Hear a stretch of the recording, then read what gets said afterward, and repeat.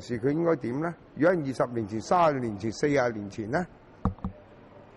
即係有定冇？我唔知啊，你問佢有冇咯？對我支持上咗20幾年前，絕對係冇問題，係嘛？即係你睇翻歷史上邊，林肯總統都有幾個私生子啦，係嘛？咁我點答你咧？係嘛？加上要求嗰個特首嗰個即係個人行為啊，或者屋企會比較好少少咧。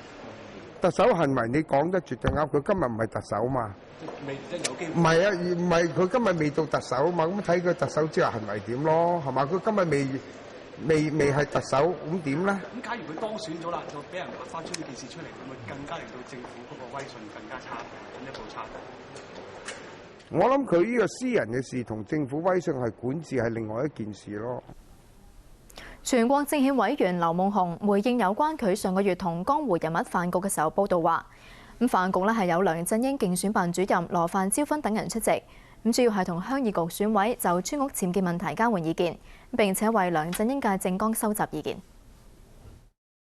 我自己最先到，阿羅范佢哋幾個就遲到大概15分鐘，到差唔多食完啦，嗰個即係江湖大佬，然後先至嚟到時就唔係過嚟我哋呢邊同我打招呼，而係同佢哋班鄉士打招呼。